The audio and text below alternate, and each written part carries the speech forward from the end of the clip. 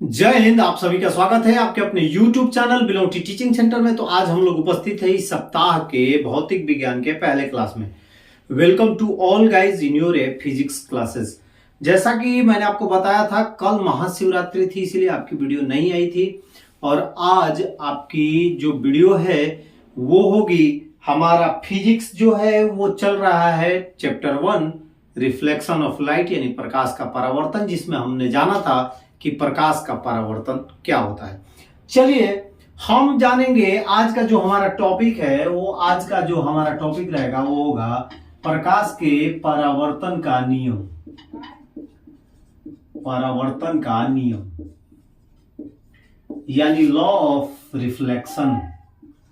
Law of reflection आज हम लोग जानने वाले हैं कि लॉ ऑफ रिफ्लेक्शन क्या होता है, यानी प्रकाश का परावर्तन का जो नियम है वो क्या होता है, यानी परावर्तन का नियम।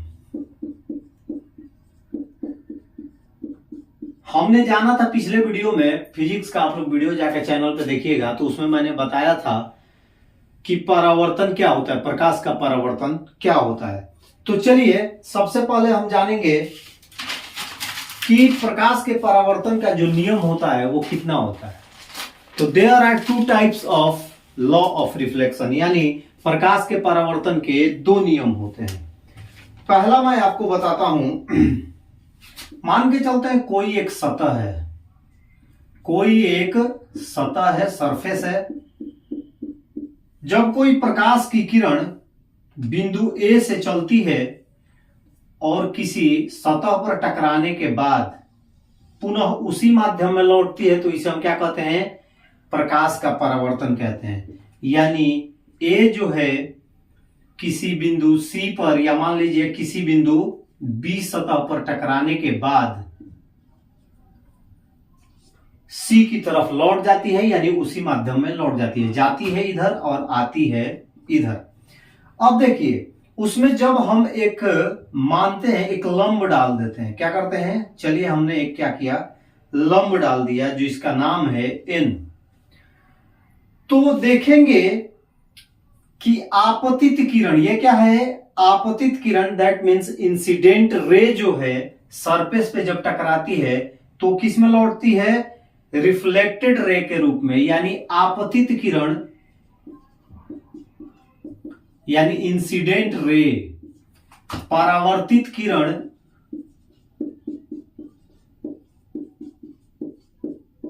तथा आपतन, जहां पे ये टकराती है उसको क्या बोलेंगे कि कौन सा बिंदु है, वो आपतन बिंदु है।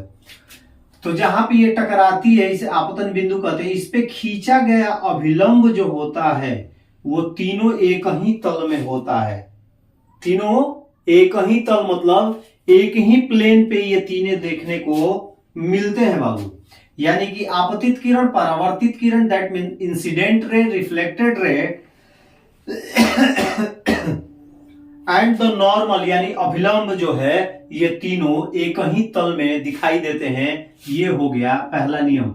तो प्रकाश के परावर्तन का जब पहला नियम आपसे कोई पूछता है तो आप डायरेक्ट कहेंगे कि प्रकाश के परावर्तन का जो पहला नियम होता है वो होता है कि आपतित किरण, परावर्तित किरण और आपतन बिंदु पर डाला गया अभिलंब तीनों एक ही तल में होते हैं, यानी तीनों समतल में होते हैं। ठीक है, इसको आप लोग फिगर को बना लीजिएगा।